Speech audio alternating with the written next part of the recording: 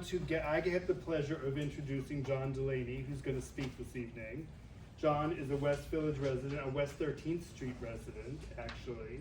Director of Communications for the New York Aquarium and Wildlife Conservation Society's Global Marine Conservation Program.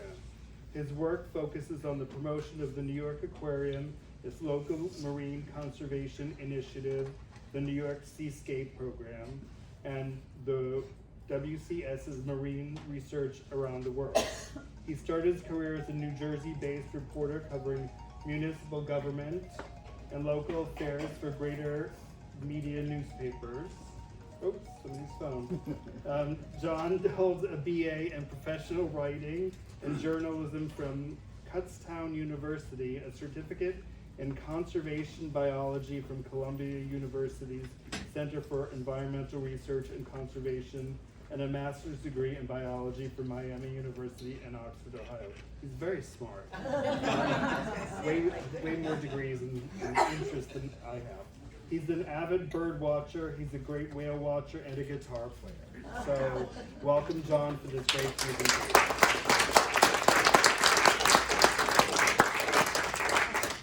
Thank you, Wayne. Thank you so much.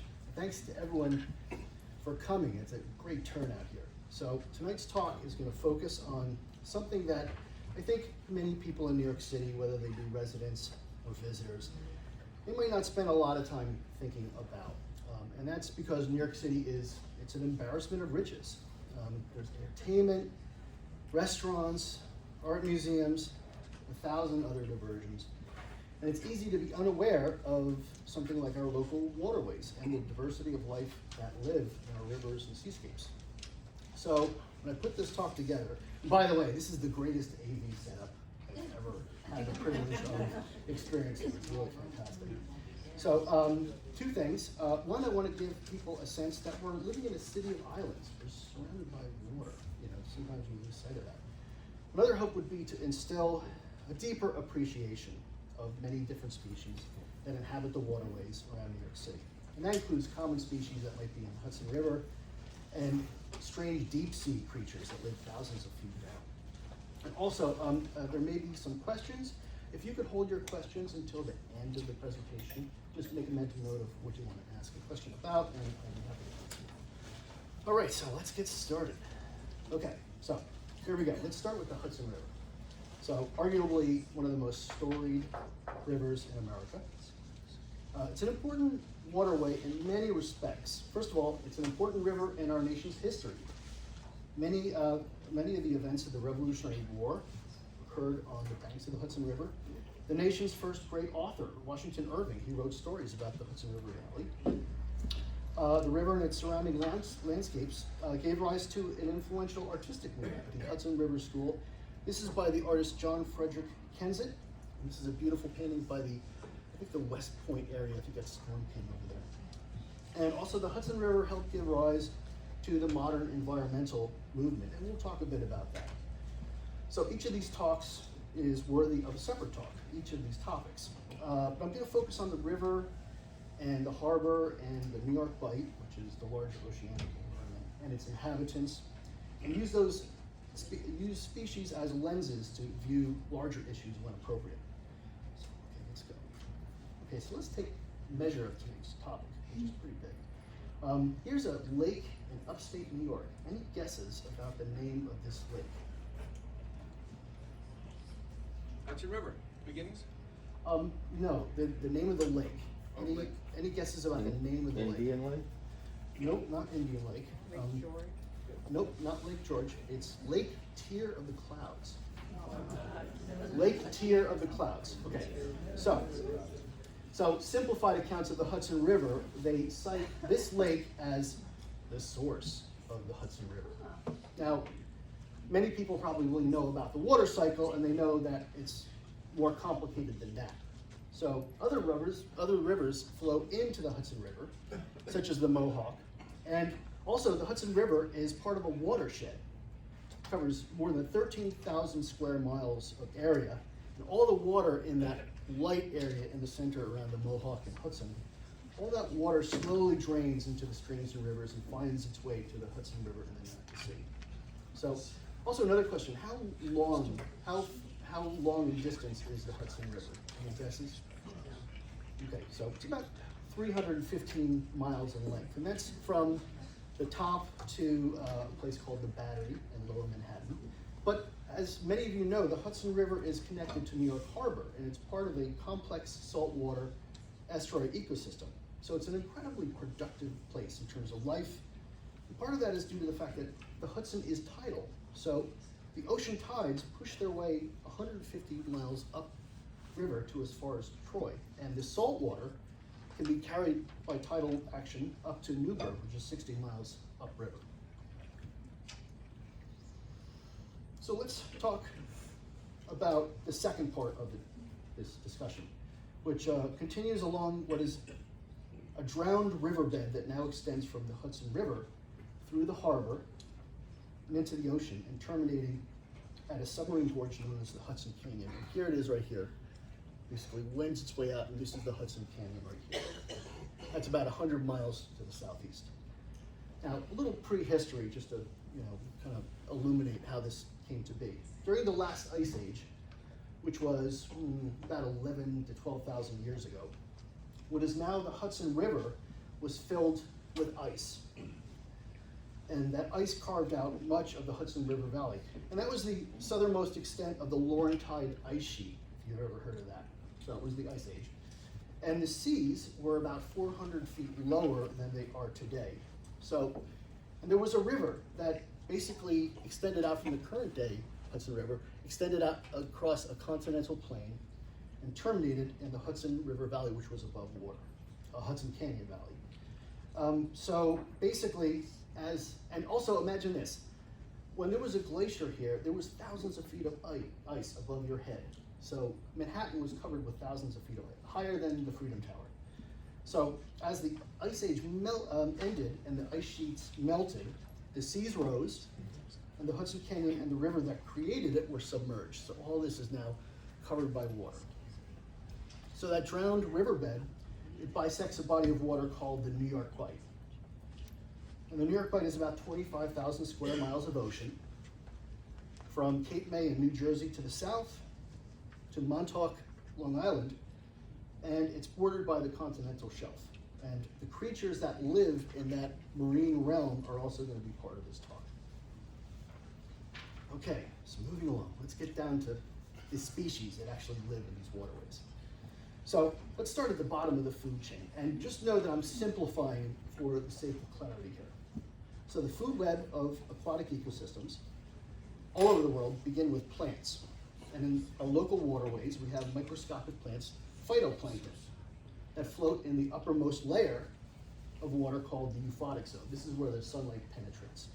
So these little organisms, they capture the energy of sunlight in a process called? Photosynthesis. Yes, very good, fantastic. Just as grass and trees do on land. So the plants include diatoms and green algae and dinoflagellates. They look like abstract designs, but they're really important organisms. So when we talk about aquatic ecosystems, you immediately think of fish, and we're certainly going to talk about a lot of fish. So just keep in mind that 97% of the world's animal species are invertebrates. Any guesses about invertebrates? I'm assuming everyone knows about invertebrates, animals without lungs. We're vertebrates. So let's start with zooplankton, and those are little microscopic animals, but they also include the larval stages of animals that grow larger in later life stages. So I won't delve too deeply into the world of invertebrates. Just know that New York waters contain a high number of invertebrates: jellyfish, barnacles, crayfish. It's a really diverse group. And then we have species that are emblematic of the seashore. So you have the American lobster, used to be common in New York waters, but has dwindled in number due to over-harvesting, and also the local waters are getting warmer. You got the blue crab on the left. Many people recognize this species from their visits to the beach. Maybe your toe's been pinched by blue crab before. And then you have the horseshoe crab in the upper right. And the horseshoe crab is really not a crab at all. It's more closely related to spiders, and it's a really ancient species. It's a living fossil. Horseshoe crabs go back on the fossil record more than 400 million years. And so these crabs are spawning on the beaches of southern New Jersey. And I was there for this photo about 20 years ago. It really was an amazing sight. So when you're talking about animals that have a close connection to New York, invertebrates specifically, you got to talk about the oyster. So if you're like me, you like oysters simply because they taste good. Cocktail sauce. But oysters are very important animals, and they're relatives of species such as mussels and clams.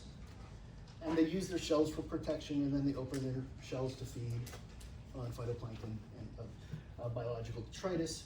And there used to be extensive oyster beds along the bottom of the river and the harbor, and one oyster bed stretched from Raritan Bay to Croton on the Hudson, really enormous. So in that sense, the oyster was a keystone species. And not only did it provide food for humans and other organisms, and don't forget, humans have been eating oysters for thousands of years in this area, before the Europeans were here. And the oyster beds that once covered the bottom of the harbor actually provided a habitat for other species, and they helped maintain the integrity of the coastline and the ecosystem. Okay. Here's an old print. So this is Fulton Fish Market, which was located in southern Manhattan up until quite recently. So oysters were a staple in the diets of Native Americans and Europeans alike. And in around the 18th and 19th centuries became a commercially profitable business throughout the city. And many restaurants and taverns would serve free oysters to their patrons. And it was at one point considered a food for poor people. That's changed. And one street in New York City is named after its former association with oysters. Can anyone venture a guess about what that street is and what it's named? Pearl. Ah, yes, Pearl Street. And why is that? Yes, it was covered with oyster shells, and the insides of those shells are pearly in appearance.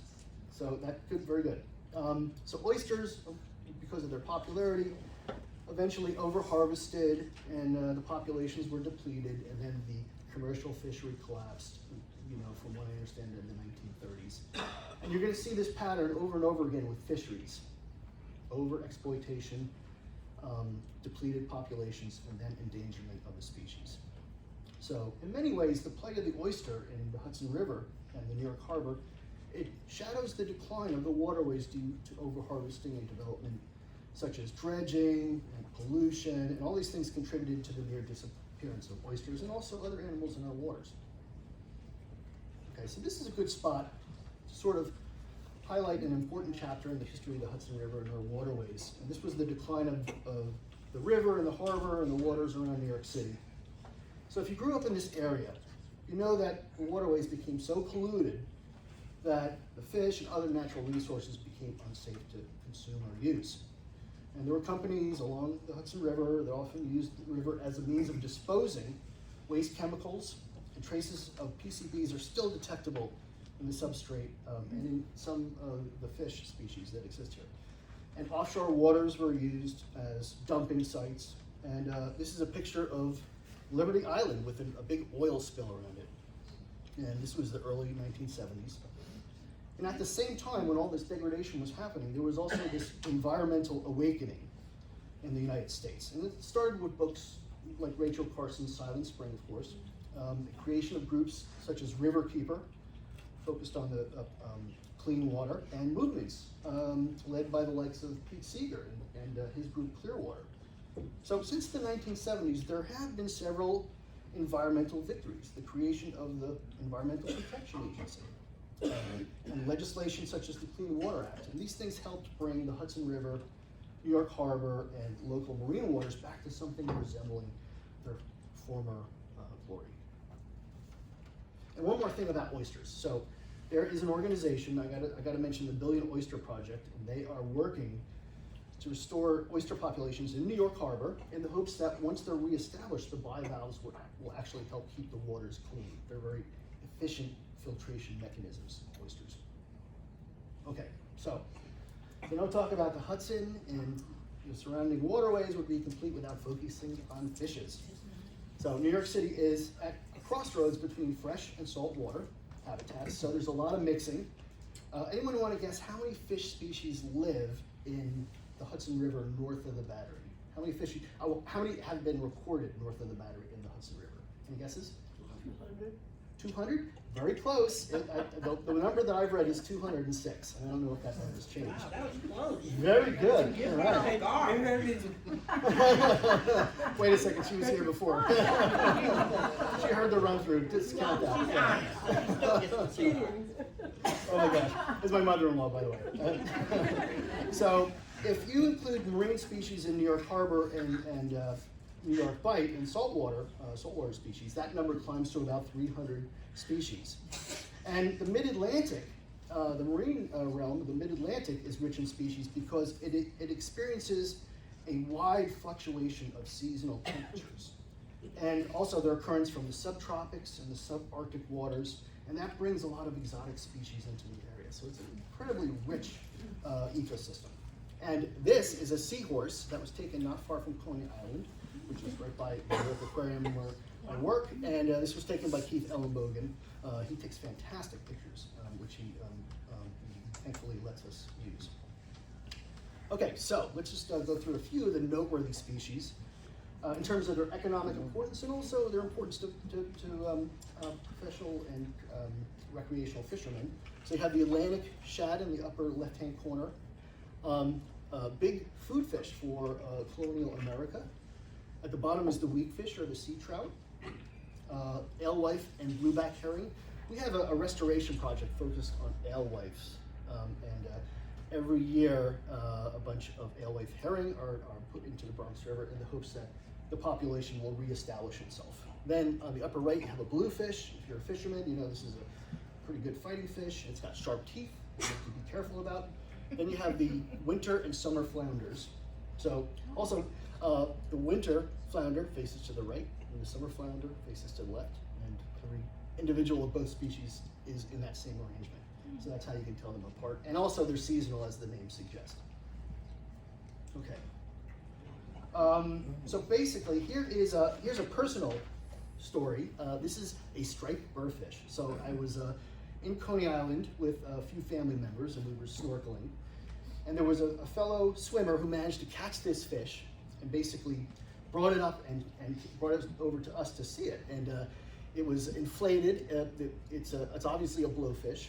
And this is a defense mechanism. And we took a picture of it, put it back in the water. It went belly up and just floated there. We had feared that it was dead. But after a few minutes, it basically deflated and took off. So anyway, but look at how beautiful it is. This was a completely unexpected marine encounter, which was really cool. Okay. So if I had to pick one fish, yep, someone knows what this is, that's a suitable representative of the Hudson River and New York Harbor, I would pick this species. This is the striped bass. So people who fish in this coastal area, they know this customer pretty well. I myself, I'm not a big fisherman, but I've caught a few of these fish in local waters. And I've seen anglers reel these tough fish in places like the Battery along the seawall. They can get to be fairly large, up to 4 or 5 feet in length. And I think the record weight is nearly 80 pounds, but most fish are far lighter than that. And they live between the Gulf of St. Lawrence and all the way down to the Gulf of Mexico. And they have fairly rotund bodies, and then they got stripes on their flank, striped bass, hence the name. They can live up to 30 years of age, and they have a reputation as a fighting fish. So striped bass are similar to salmon in that they live their adult lives in saltwater, and then they spawn in river systems. So they're known as anadromous fishes, and that means adult life in saltwater and reproducing in freshwater. Yeah, and salmon do the same thing. So, and this fish right here was caught by my colleague who works at the Bronx Zoo for the Wildlife Conservation Society. So I'm just giving him a little credit. But sir, where was that caught at? In the Hudson River? This was not caught in the Hudson River. This animal was caught in New York Bight, which is the larger seascape. But these animals are in the Hudson River. They do swim up the Hudson River. Are you implying that people fish in the Hudson River and they don't catch and release, but they're eating fish from the river? Yeah, they do. Really? They do that sometimes, and there's an advisory about what fish you can eat and what fish you can't eat. We're gonna hold that until the end of the talk. Oh, I'm so sorry. No worries. I'm just so stubborn. No, that's great. I like the enthusiasm. Well done. Okay, so the striped bass is also important because it played a leading role in a unique New York City-based story. It played a leading role in stopping a construction project known as the West Side Highway, or the Westway Project for short. So many of you probably remember this if you live in this area. So in the 1970s and 80s, there was a 6-lane highway that was planned to be constructed between, I think it was the Battery and 42nd Street, and it would have filled in more than 240 acres of what is still Hudson River. So before that construction could take place, there was an environmental assessment that had to be completed. And the researchers who worked in that project, they found out that these pilings, this used to be a pier, and the pilings remain. The pilings are actually important striped bass habitat. So on the basis of that finding and a few other findings, the project was stopped and then later abandoned. So the striped bass helped derail the Westway project. Okay, so moving along. Here's one of my favorite species. I mean, these are fascinating fish. This is an Atlantic sturgeon. It's one of the giants of the Hudson, and there are two species. I'm gonna get my kombucha here. Take a look. Two species that live in the Hudson, and one is the Atlantic sturgeon. The other one is a short-nosed sturgeon. And yeah, these animals are fantastic. They're ancient animals. The Atlantic sturgeon, this fish right here, can get up to 14 feet in length and weigh up to 800 pounds. Those are the biggest ones. And of course, people know sturgeon as a source of what food? Caviar. Exactly. Well done. All right. I like the participation. Okay, so these fish were once the center of a thriving fishery in New York Bight, in the Hudson River rather, and it was so frequently consumed upstate that it was once called Albany beef. And one newspaper reported that the fish were so common that they were actually a hazard to riverboats. That's probably an exaggeration. They probably weren't a hazard to riverboats, but that maybe gets at some of the how common they were in the river in past years. 1 second.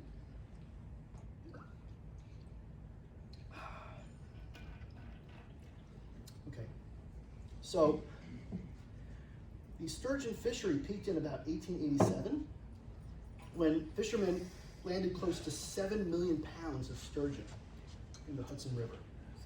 So clearly unsustainable. And the popularity of sturgeon meat and caviar led to overfishing and, of course, the decline of populations and the collapse of the fishery. And the Atlantic sturgeon is now listed as endangered on the Endangered Species Act, and so is the short-nosed sturgeon, by the way. So both of those species are listed as endangered. So, and also, one last point on this species, if you want to see an Atlantic sturgeon up close, I know where you can find one. You have to come to the New York Aquarium, and we have several of these on in an exhibit called Ocean Wonder Sharks, specifically in the Canyon's Edge Gallery. And I highly recommend coming out to see these guys. They are amazing. They look like swimming dinosaurs. They have these prehistoric armor plates on their sides and barbels under their snout. They're really amazing animals. Okay, on to other amazing animals. This one's smaller, but no less interesting. So the American eel is an interesting species worth highlighting because, you know, they're fish, but they look like snakes. And if you're a fisherman, and you've ever reeled one in, they ride like snakes when you bring them into the boat or onto the pier. So American eels can be found in the Hudson River and other river systems, you know, nearby waterways like the Bronx River. And unlike species like the striped bass and the Atlantic sturgeon that spend their adult lives in saltwater and then spawn in freshwater, these animals do the opposite. They're called a catadromous species as opposed to an anadromous species. And that means, so instead of traveling rivers to spawn, they spend most of their adult lives in river systems and freshwater estuaries, and they travel out to the ocean to spawn. And this was a mystery for a long time until it was discovered where the fish were coming from. So specifically, they traveled to a place called the Sargasso Sea. So here is Bermuda, so it's to the southeast of Sargasso Sea. And the Sargasso Sea is characterized by sargassum, this floating vegetation. And that's where the eels spawn. I'm sorry, your voice dropped. What did you say about Sargasso? Oh, the Sargasso Sea is where the eels go to spawn. Thanks for letting me know. I'll project my voice. And then the eggs, the fertilized eggs, so they hatch, they become larvae. The larvae drift towards the coast, and then they transform into eel a more eel shape, but they're translucent. They're called glass eels, and then they move into the river systems. And then they gain pigmentation. They become adults, and then they spend most of their adult lives in rivers, and then before turning out to the sea to continue the reproduction cycle. So it's worth noting that American eels have become threatened by coastal development, a lot of development along the eastern seaboard. And there is a growing demand for glass eels, the little juvenile animals, in the Asian seafood market. So the eel is also the focus of a joint effort by the New York Aquarium and the New York State Department of Environmental Conservation. They monitor eels in local waterways, and those data, establish a baseline of information on which recovery plans can be built. Okay, so here is another interesting fish, relatively small species. It gets to be about a foot in length, hugely important for local marine ecosystems. So this is the Atlantic menhaden, and it's locally known as bunker. So it's been called the most important fish in the sea. There's a great book by that name. And the recent increase in this fish and its populations, its nearby populations, there are huge schools of menhaden swimming just offshore.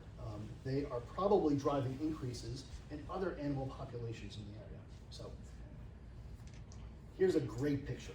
All right. These are two humpback whales lunge feeding into a school of menhaden. I mean, and I've seen this in action. It is absolutely breathtaking. One of the most amazing things I've seen. So the fish are doing everything possible to keep from becoming a meal for 40-ton marine mammals. So, and this picture illustrates how important the species is as a food source, not just the whales. Fish, seals, birds, all manner of species feed on menhaden. So, unfortunately, this fish has also been targeted in a major way by the fishing industry.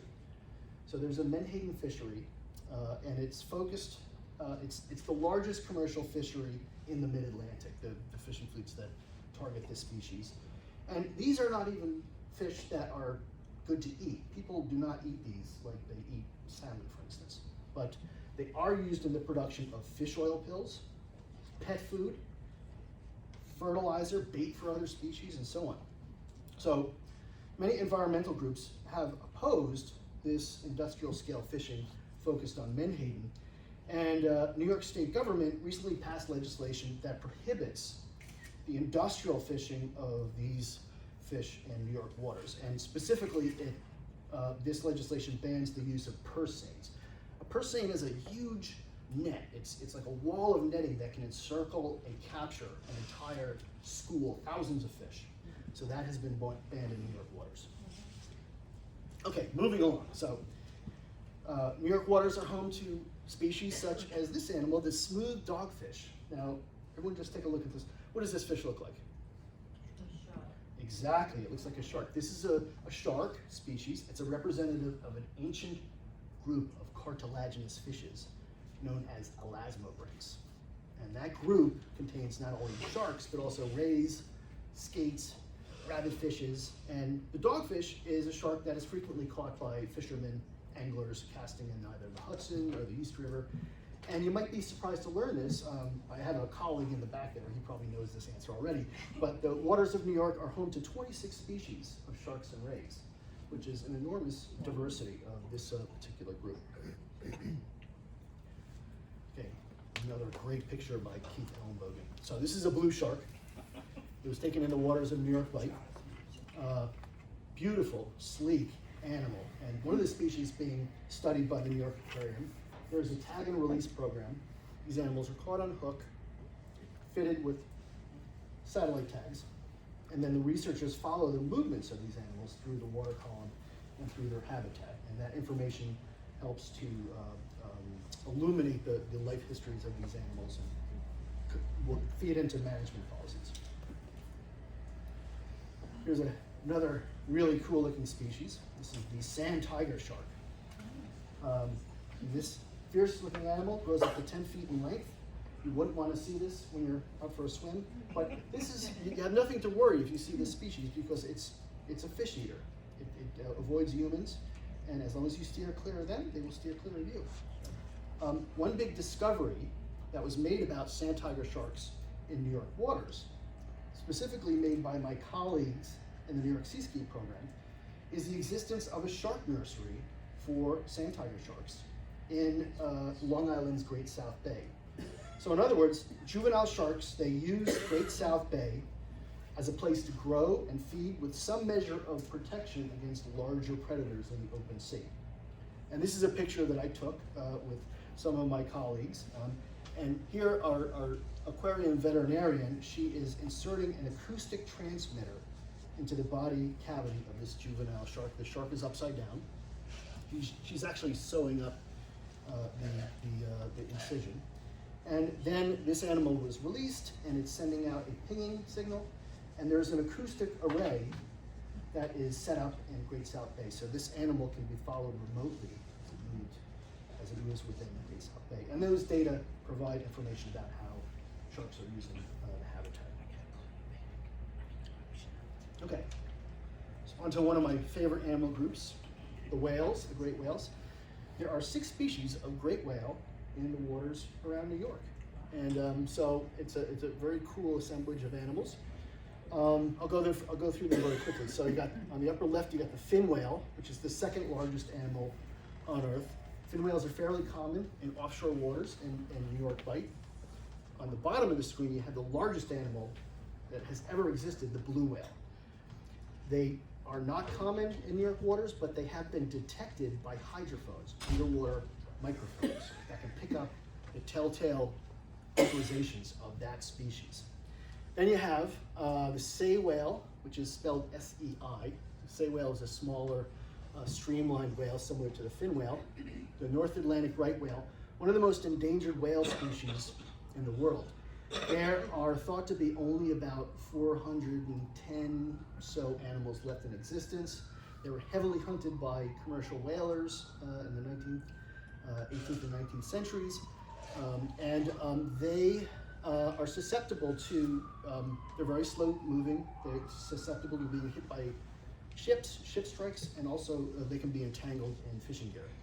The humpback whale, it's one of the more commonly known whales. It's got long white flippers, it's very acrobatic, jumps all over, breaches, it slaps its tail on the surface of the water, it sings these long, elaborate, beautiful songs. This is the song-singing whale. And also, it's one of the success stories of conservation efforts. Humpback whales are increasing in many areas around the world where they occur. And then at the bottom right, we have the sperm whale.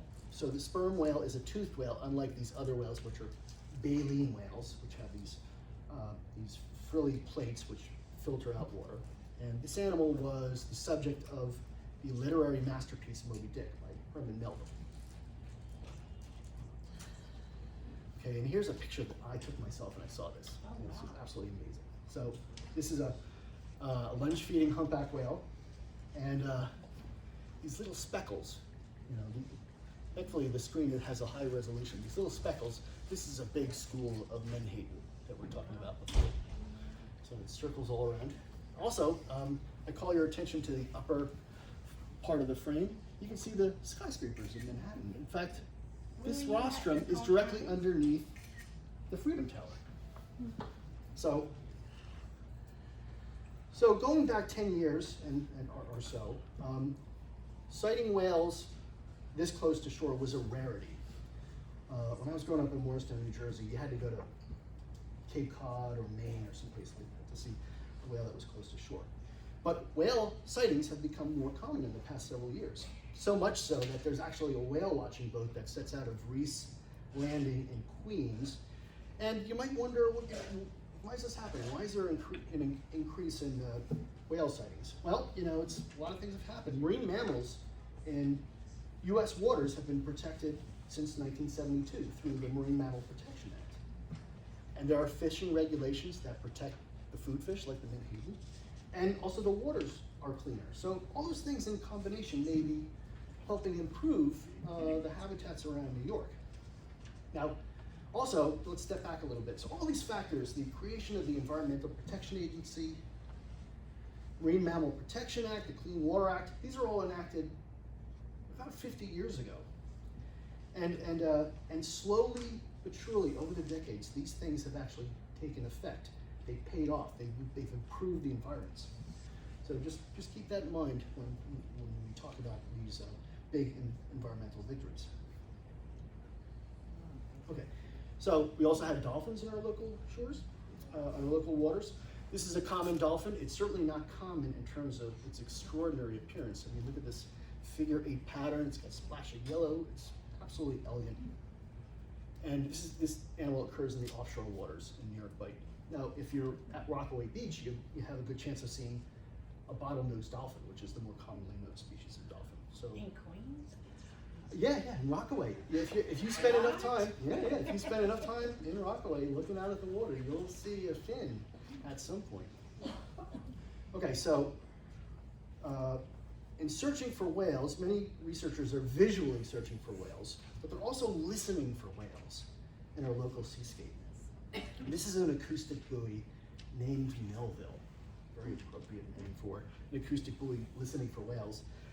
This was taken 22 miles south of Fire Island, and this device was recording the sounds, listening for and recording the sounds of whales. And specifically, this buoy was listening for 4 species of cetacean, humpback fin, say, and right whale. And I was just told recently that this acoustic buoy was taken out, and 2 new acoustic buoys were put in its place and spaced out. So now there's 2 acoustic buoys listening for cetaceans in the New York Seascape. So this information is important for helping to manage whale populations. New York Bight is one of the busiest bodies of water in the world. Lots of shipping, tankers, recreational vessels, a lot of activity. So it's good to know where whales are, when they're there. John, where is that? You keep saying New York Bight. Where is that? Oh, I'm sorry, I mentioned it earlier in the talk, but it is, and I will use the map to illustrate this just very quickly. This body of water is New York Bight. So we have Montauk right here. That's on the tip of Long Island. North Shore. Yep. And then we have New Jersey, Cape May, and it's that wedge that's in between, extending out to the continental shelf. And sorry if I did not explain that Thank you, clearly ma'am. We earlier. have the whole questions till the end. Yeah, no worries. Okay, so Deeper waters, essentially. yeah, so also listening for whales and getting data on where they occur. That's important because there are plans to develop wind turbine arrays in the New York Seascape, and so information on where whales are going to be will help minimize the environmental impact of these wind turbine arrays, which are going to be along. They're exploring options along the coast of Long Island and also New Jersey, and that's an ongoing effort. Okay, so in addition to whales and dolphins, there are other marine mammals that can be seen in the region. This is a harbor seal, taken by WCS staff photographer Julie Lurson-Mahar. And these animals, one of 2 species of seal occurring in New York waters. The harbor seal is about maybe 4 or 5 feet in length. There's a bigger species called the gray seal. And sightings of these animals are increasing just like sightings of whales are increasing. So probably for the same reasons. Here's an interesting New York City relic. This is Swinburne Island. It used to be a sanitarium. It's an artificial island that was created by the city of New York. If you were going through Ellis Island and you were suspected of having a contagious disease, you might spend a little time out at Swinburne Island. But now there are no more sick people on Swinburne Island. Now there are harbor seals that haul themselves out and rest on the rocks. And I know that the American Princess and Gotham Whale used to have a seal cruise out to this island. I'm not sure if they still do. If you want to see a harbor seal and you don't have a boat, you can come out to the New York Aquarium because we have harbor seals in our Sea Cliffs exhibit. Okay, so this is a sea turtle. It is a Kemp's Ridley sea turtle, and it's one of 4 species of sea turtle that have been known to swim through New York waters. And there are 7 species in the world. And anyway, can you see these things on the back of the carapace of this animal? The barnacles? Barnacles, exactly. It's absolutely fascinating. This was a fantastic picture. I mean, it was taken from a high angle, and you could really see the animal clearly. Fantastic. Okay, so I'm going to use sea turtles as a springboard to talk about one of the biggest one of the biggest threats to marine life in the world. Here is a well-circulated video of a sea turtle with a plastic straw in its nose. And plastic is one of the biggest threats to marine life in the world. And this video was widely covered by the media, and it achieved symbolic significance about the threat of plastic to the natural world. I also wonder, there's one disclaimer, this is not from New York waters. This is from the coast of Costa Rica, and this animal was caught, and they helped remove the plastic straw from the animal's nose. This video, some of you saw it, it helped raise awareness of the dilemma of plastics in the environment. And I'm happy to say that there are many initiatives around the world that are happening to tackle this problem, but there's still a lot of work to do. So one of the insidious things about plastic is that it's dangerous to the natural world on many different levels. So on the big level, it's an entanglement threat to marine creatures, marine mammals like whales, seals, sea turtles. It can also be mistaken for food by those same species. And if an animal eats too much plastic, it starves to death, even though its stomach is full. And then microplastics, things, small pieces of plastic fiber, microbeads, they actually work their way into the food chain and absorb toxins. So now, in New York City, there are efforts to reduce single-use plastics. A few years ago, there was legislation introduced that would eliminate most single-use plastic straws in the city. So at this point, I want to show you my metal straw. And I highly recommend, if you like straws, I highly recommend that you invest some money and get that. And so that legislation coincided with a WCS-led campaign called Give a Sip. And the campaign was focused on encouraging businesses in the 5 boroughs of New York City to phase out single-use plastic straws. And that's ongoing. And the New York Aquarium is also part of a national consortium of aquariums across the country called the Aquarium Conservation Partnership. And this group has committed to eliminating, or at least significantly reducing, single-use plastics at our respective facilities by 2021. Okay. So moving out into deeper water. So one of the great hotspots of marine diversity in our New York seascape is the Hudson Canyon, right here, which is essentially an extension of that now submerged riverbed that we discussed before, and you can see it more clearly, I think.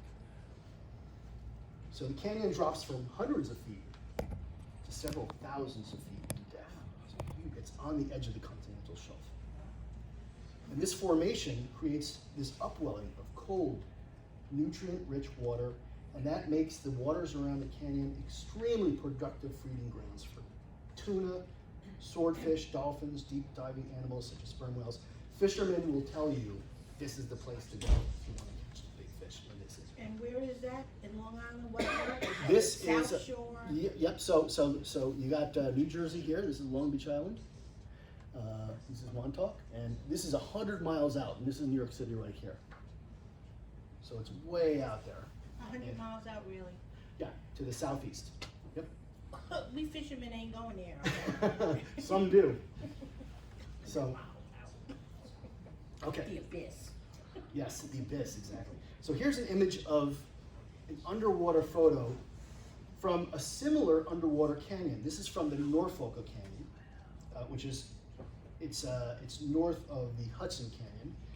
And it's a fairly accurate picture of what parts of the Hudson Canyon must look like. So we have deep sea corals, these flowering organisms. Those are deep sea corals, desmophyllum they're called. And then bivalves, and octopus, and other creatures such as that. And pictures of these ecosystems are exceptionally rare because reaching them requires deep sea submersibles and a lot of money. As a publicist, I've been promoting various stories on Hudson Canyon. I've been working with this photo and a map, and that's it. And a lot of PR spin from yours truly. So, so anyway, So these deep sea coral communities, they're thought to live more than 1,000 years. And also there are chemosynthetic organisms such as tube worms that live at these depths. And chemosynthesis involves deriving energy from geological processes, in this case methane seeps from the ocean bottom. So as opposed to sunlight being used in the process of photosynthesis. So the New York Aquarium has submitted a proposal to the federal government to list the Hudson Canyon as a national sanctuary. And that's an ongoing process. So the designation has been filed into the inventory, and the next step would be actual designation. And that has not happened yet, and I don't know when that is actually going to take place. So here is a swimming nightmare. This is a viperfish. So at the lowermost depths of the Hudson Canyon have fish like this. What's it called? It is called the viperfish. Yes, it is a deep sea organism. It's got bioluminescent organs along its side, and it's thought that those bioluminescent lights attract prey, and then it ensnares the prey with those needle-like teeth. So, Would that mean it's a bottom feeder? my sense is that it's not quite a bottom feeder because it doesn't have the shape that is flattened. But that's actually conjecture. Oh, nice. So let's hold the questions until the end, and then we will. I'll be happy to entertain more questions. Okay, so we'll just get back to it. So the canyon, the Hudson Canyon, it's so hard to reach and observe that it's actually difficult to imagine what it's like. So one of the galleries at the Ocean Wonders Sharks exhibit, this is called Canyon's Edge. It's an attempt to imagine and recreate what the canyon must be like. And exhibits like this are really one of the few ways that the public can experience the extraordinary life that exists in the deep ocean. So I can tell you from firsthand experience, this exhibit is mesmerizing. I can sit in front of this exhibit for hours on end. This is at the aquarium? Yes, the York Aquarium. Okay, so moving along. Okay, so we're almost done with the talk, and I just want to conclude my talk by saying, if you have an interest in experiencing the Hudson River and New York Harbor and the New York Bight, there's many ways that you can do that. If you're in Lower Manhattan, you can walk over to the downtown boathouse. They have free kayaking in the river. All you have to do is fill out a form, and you can go out on the kayak on the river. The Village Community Boathouse is another group. They provide training for rowing and boat building, and they're also focused on environmental stewardship. There's another group called Rocking the Boat that's located in the Bronx, and they focus on underserved communities, and they also teach boat building skills. The River Project is, they have a marine field station in Hudson River Park, and they focus on science and education. Riverkeeper is a well-known group, and they have been protecting New York City's drinking water, very important, and also maintaining the integrity of the Hudson River in an environmental and commercial and recreational sense. So the Hudson River Sloop Clearwater Incorporated group, founded by Pete Seeger, and every year they have a great musical festival, which I highly recommend. Helps raise money for the river. And the Billion Oyster Project I talked about before, they are trying to reestablish oyster beds in New York waters. And the Atlantic Marine Conservation Society, they respond to strandings. So if you learn of a stranded marine mammal or a sea turtle on our local shores, this is the group to contact. And then Gotham Whale, they run the Whale Watch out of Reese Landing in Queens. Their boat is the American Princess. If you want to go see a whale from this neighborhood, you take the A train, like Duke Ellington, yes, exactly. Take the A train out to, and then you get a bus, and you can get out to Reese Landing in Queens and take a boat and go see some of the largest animals in the world. And so I'm going to wrap up with talking about something closer to home. This is the New York Aquarium's new exhibit, the Ocean Wonders Sharks exhibit. I've been talking about that on a few occasions. It cost $150 million to build. It provides a wonderful window on which you can see amazing marine wildlife that exists in the Hudson River and New York Bight. So a membership with the New York Aquarium through its parent organization, WCS. It will get you free admission to the New York Aquarium and also the Bronx Zoo and Central Park Zoo, Queens Zoo, Prospect Park Zoos. And also, if you want a volunteer opportunity, you go to nyaquarium.com. You can become a docent, talking to the public about marine life, or if you're a certified diver, I think I have a colleague here as part of the dive team, you can actually sign up and become a part of that team too and do a whole bunch of interesting things. And also there's animal department volunteer opportunities and so on. So that basically concludes my talk, and I want to thank everyone for coming out. And before I end, everyone has a copy of the extraordinary New York Seascape Program. Lots of information. You have oceanographic information, bathymetric readings, deep sea ship sinking sites, information from radio tagged animals. On the other side, you have little descriptions of all the wonderful species that exist in these waters. And so anyway, so please take that with you. It's frameable. It's a wealth of information, and it is our gift to you for attending. And that is it for me. Thank you very much.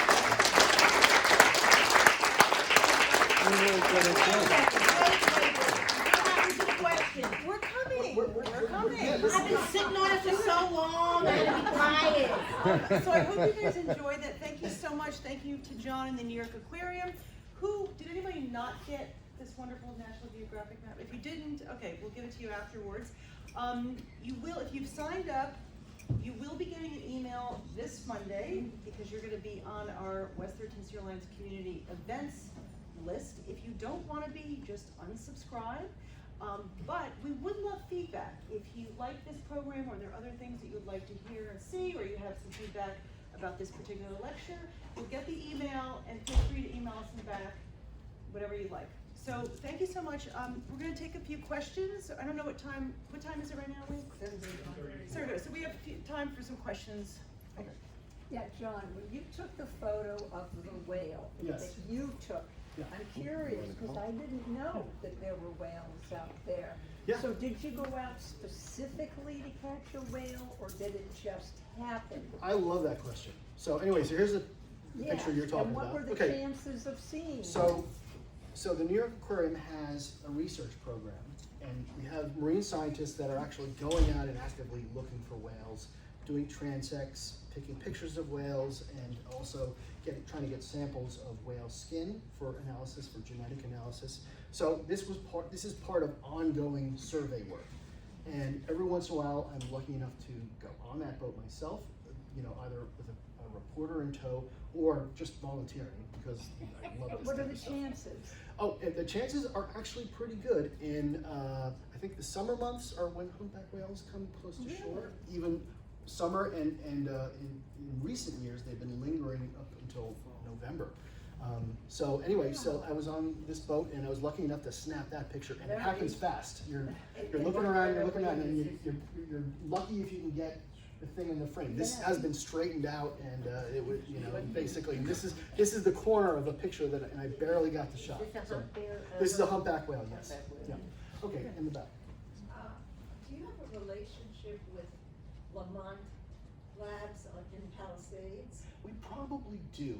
I mean, I'm not specifically aware of how we work, but we have I think Lamont is affiliated with Columbia University. Yes. We have many adjunct professors that teach at Columbia University, so there probably are some relationships. But we definitely have professors who teach conservation biology and other topics at Columbia University. So I would probably think yes, in the front row. Oh, hi. I was just wondering, this might be a bigger question, what effect is global warming having on the Hudson?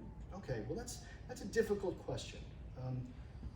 If any effect? The information that I've read is that our local waters are warming. Now, how global warming manifests itself, or climate change, let's say climate change, manifests itself on a local level, there's still a lot of conjecture about that.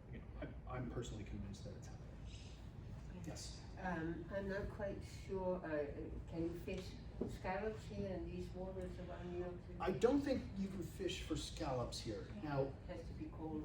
yeah, exactly. Now, there is fishing that goes on here. There are advisories that are issued by the New York State Department of Environmental Conservation They provide guidelines on what fish, what species can be eaten. There's still lingering effects of PCBs and cadmium and dioxin in especially the fatty fishes such as striped bass and eels. So there's advisories. I recommend you go to that website, and before I don't want to misremember and give bad advice on something so important. Ma'am, did you have a question? You were. Listen, I have so many. I'm just gonna breathe, okay? I don't wanna suck up all the time. No worries. But do you work with other Eastern Seaboard folks that are also studying conservatism and all the stuff? We work with Stony Brook University. I mean, further down, like Florida, Georgia, you know, some real states. Yeah, Come yeah. on. Well, I know there are groups down there that study North Atlantic right whales. Yeah. They migrate down to Georgia and Florida. Yes, they do. Yeah, and so anyway, so we are actively involved in monitoring right whales that move through this seascape in New York water. So they go from Georgia and Florida. They used to go up to the Bay of Fundy. They've been Right. starting to go up to the Gulf of St. Lawrence, presumably because the water is getting. Of course, but of course. Yeah. You know, the other thing is that isn't the sound that the whales make what the sirens used to sing, like when the sailors was going by in Ulysses books? That's a very interesting observation because many sailors they would most often sleep in the front of the boat. Yeah, bow. yeah. And the wood soundboards, the wood hull of the boat functioned as a soundboard, and they actually could make out the vocalizations of Because of whales. the acoustics. Yeah. Now, whether or not they thought they were sirens of Greek mythology or something mythological that was unrelated to that, who knows? But they certainly heard it, and maybe they had stories about what it was. Maybe they suspected it was whales and didn't have the proof. I don't know. That's all conjecture. Yes. I was wondering, have you done any studies on noise pollution in the water? That's an enormously appropriate question for this talk. So, What's the question? Noise pollution. noise pollution. So noise pollution is an issue in New York Seascape. It's an issue all over the place where boats exist and shipping lanes exist. Cetaceans, whales, dolphins, and porpoises are acoustically sensitive animals, and the sounds of engines and other coastal development, it does produce sounds that interfere with important life functions that whales engage in, such as communication and looking for food. So it is an issue. There's this looming issue about seismic surveys being allowed on the Atlantic seaboard. That would be a serious problem for solutions. I know a popular recreational thing is the skidoos or whatever you call them that race up and down the river. Mm-hmm. That could be quieter. Mhm. Is there anybody that's I don't know what sort of regulatory initiatives are being taken to reduce that factor. But I know that people are out recording and they're trying to gauge noise levels. And that's the first step. Yes. I'm always concerned about garbage and pollution getting into the ocean and and ruining these poor sea Me creatures. too. Yeah. Are there organizations, is the government, the sanitation department doing enough to keep garbage out, to recycle what they can? Well, NGOs like WCS are certainly we're doing our bit to get the word out about the dangers of plastics and other forms of pollution. So the answer is yes, there are many groups doing that, and the government has an agency focused on doing that. So the answer is yes. It's a huge problem, so it's going to take many years to grapple with, and it may never entirely go away. Yes. Yeah, I just wanted to follow up with that starting in March of this year, New York State is eliminating plastic bags. Yes. Yeah. So that's a step. Yeah. Oh, please, really? It's so little, so late. Yes.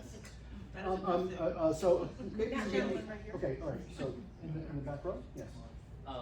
So recently the administration has rolled back about 50 years of Environmental Protection Agency regulations, including pollution for waterways and for wetlands. Are you worried about the repercussions this might have for New York bite? And would you see maybe animals like the humpback whale that has come back recently from the water being less polluted maybe going away because of that? Well, the short answer to that question is yes, I'm concerned. And I would say if you're concerned about the environment and you want to do something about it, I would definitely advise that you keep yourself apprised of what's going on in the United States and also abroad, and then support people who have environmental issues as their priorities. People who are running for office. And that's probably one of the best ways to focus on that topic.